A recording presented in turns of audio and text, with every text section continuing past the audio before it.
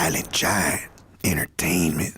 And this was a little bit of a curveball. I mean, on Pocos, like we always have, you know, we have our different celebrities. It's not just our Latin hip hop artists, right. and it's everybody. That's what it is. It's pop culture in general. When we started Pocos, we didn't do it just to be a Latin hip hop outlet. Yeah. And so when Dub said he had the Baka Boyz coming through, you're gonna have, like, to me, it's like, you know, there's never been any fronting in my game. Yeah. You two know how I feel about you guys. I mean, I always voice this honestly and openly. My radio style, I would say, is not Knowers Cats. You can Google it and see who she is. I would say it's like if Diana Steele and the Baka Boyz had a baby. That's who I would. That would have been Khool Aid. Like, as far as growing up listening to YouTube and flipping from D to you guys and getting real radio game. Right, absolutely. Well, you got a chance to hear both, you know, so you have a little bit of both in your style. Okay, and then I mean, but not only as a DJ, but okay, iconically as a DJ, I would be late to class. I would be late to school, sitting there in my car in my Honda Accord. I thought I was all badass because I had the flip up lights. Yeah. My shit was hard. My shit was on hit.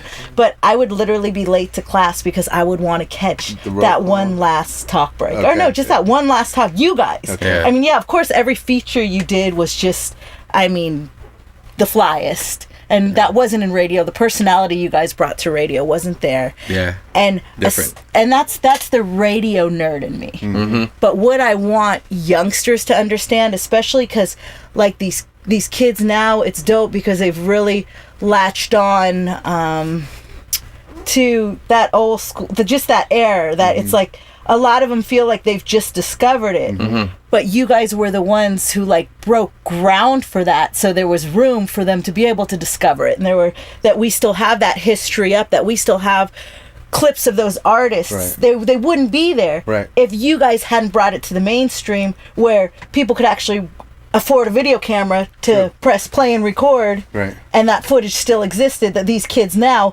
can discover and emulate. Yeah, the YouTube stuff is crazy because people are throwing up stuff all the time that we haven't seen since they recorded. We didn't see it because we were doing it. So, but now when we discover, it's like, oh wow, who filmed that? Who put that up?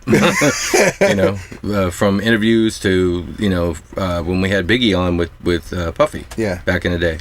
Ridiculous. When he was very nervous. Started. You could see that. You could clearly you could see it was the first radio interview. You could see they were broke and their gear. You could see where people started to where they are now. And how much more refined they are now.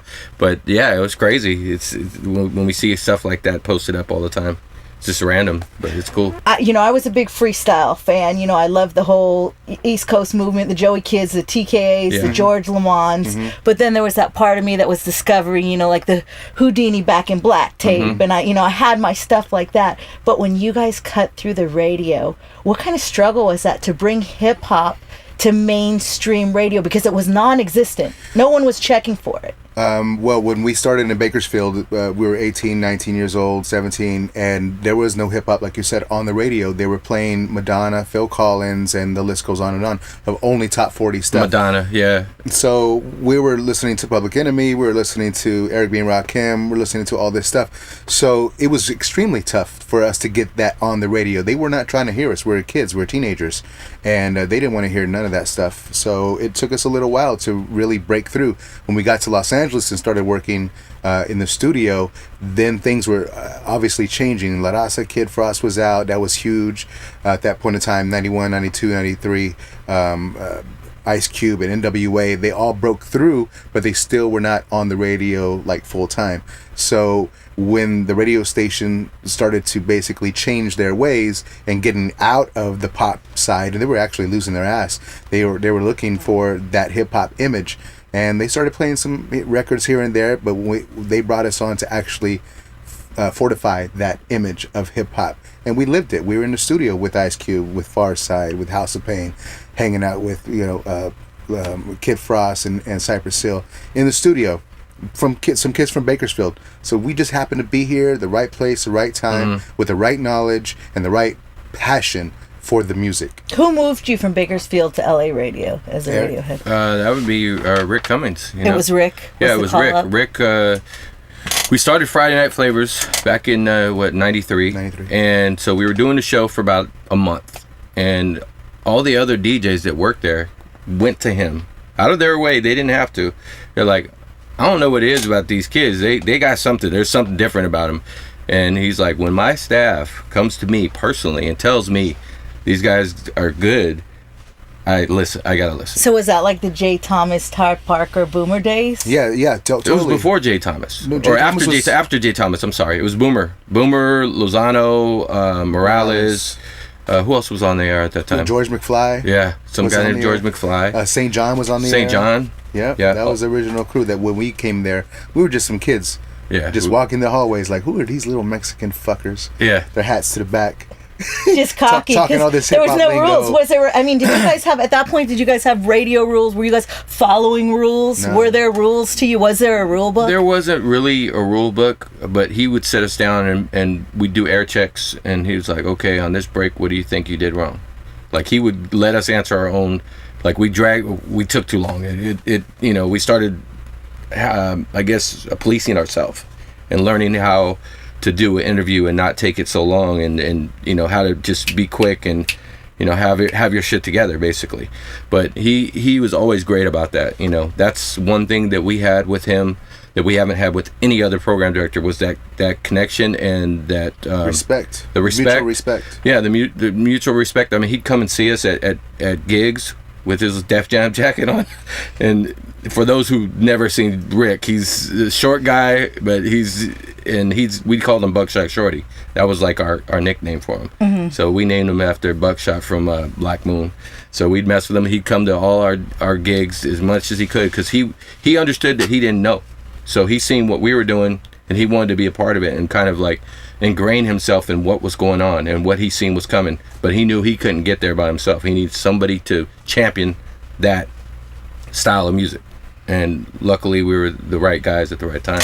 What was the turning point where you guys knew that this wasn't just what you guys were listening to in your decks? It wasn't just the Friday specialty. It was pop culture. I think we knew all along, actually. We knew that it was the sound of the street. It was what we were passionate about. And when we got to Power 106, that was a stamp. It was like, okay, wow, this is really happening. And then he moved us from Friday Night Flavors. I think we did we do overnights? We did overnights first. He asked us to come in to do overnights. They warming us up for the night show. And then it just started growing and growing. And then the playlist pretty much flipped. Like, we were playing back-to-back DOS Effects, playing Diggable Planets, playing even Whoop There It Is at that point in time was huge on the radio, Knockin' Boots. So the playlist totally flipped, and we were part of that. We would help guide the radio station from Friday Night Flavors. That's where the breeding ground was the street hip hop. Started on Flavors and then eventually moved into regular rotation records. Yeah. And the record labels loved us because they were getting on to Power 106, and they were like, how is this happening? We're not even promoting this record to Power 106. Yeah. I had a conversation with a guy who was in black music department and one of the major record labels. He's like, back in the day, we used to give you guys credit. And he pulled me to the side not too long ago. He said, thank you for helping us break that barrier to where we could get onto a crossover radio station, a pop radio station from the black music department. They weren't even sending people to the radio station to get these records on, but we were choosing the right records. And now, what was I know that you always gave it up and you always had love for the Wake Up Show. It was like, that's the Bay connection. Yeah. This is like, what was that relationship? How did you guys forge that relationship?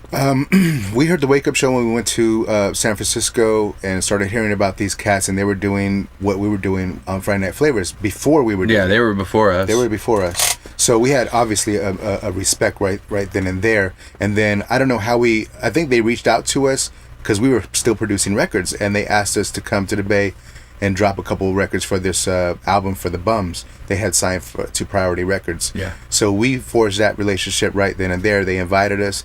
Actually, the weekend that there was a big earthquake, that was 94. Northridge earthquake. That weekend. They brought us to the Bay Area to drop those songs, and we were out of town. I was a senior in high school. I was a baby listening, waiting for your next hit. I mean, so back then, their crew, Fred Reck and Joe Quicks, all those guys, we were hanging out in the studio. There's a picture of us all together. Somebody gave to me not too long ago. It's cool to see that. And, then they knew we were here in L.A., and they wanted to come to L.A. So we put a word in with Rick, and we're like, yo, we're trying to get the wake up show on here with us as well. It'll be Friday Flavors Wake Up Show, and they ended up going to the beat, which is fine. We were cool with that too. Whatever was good for the market. Competition, it wasn't never. To me, I never seen it as competition because they were different than us. There's very few, I can count on my hands, personalities that have the art of the disc jockey and being a personality still. I mean, it's hard to cut through and even be able to do that as a disc jockey with brevity now and with... Yeah, it's sad. It really is. It truly is sad because the art is almost lost. It's pretty much lost. There's not very many out there. There's, like you said, you can count them on one hand of those folks that are out there delivering the goods on the air with passion, with energy, and with what we did on the air. It's far and few in between. So it's pretty sad that has been lost and nobody's really nobody's grooming anybody. There's no new talent. Well, it's like that radio doesn't necessarily want that. They really feel like they're going to be the music discovery zone, and honestly I feel like it's the talent like yourselves and like Big, and I can go on for days. Certain talent that people are married to that are they have a connection with. They have a connection with. Definitely. It's definitely different now. We didn't come from the school of going to school to learn radio. We learned on the job. Everything we learned to this point has been self-taught. Nobody taught us anything as far as that. I mean, we got directed, with radio through Rick and other programmers, that we work with.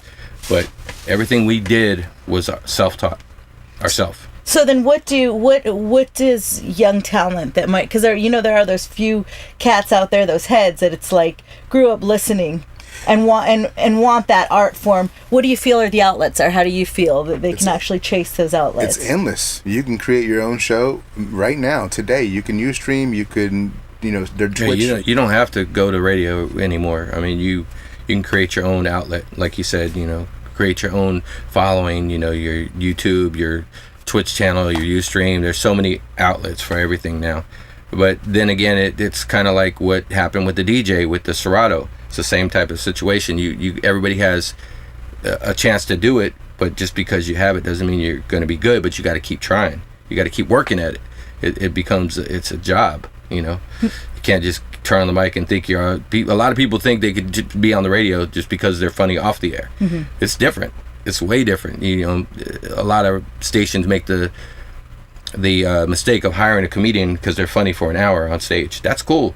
You could do the same bit in every city, but you can't do the same bit every day for 4 hours. Right. It just doesn't work. Right. Don't translate like that. So it's different though. It's definitely different now. Okay, so for anybody who wants to see the real history of the songs that Dub, my hip-hop nerd, I had to come at it from the fan point, and I just wanted to come sit in because I wanted everybody to realize what you guys have done. Some of these youngsters especially, shouts out to, like I said, this new generation where they're really, I love it, how much they love the 90s and, the ground that we were all able to lay and the foundation that we were all able to lay and be a part of.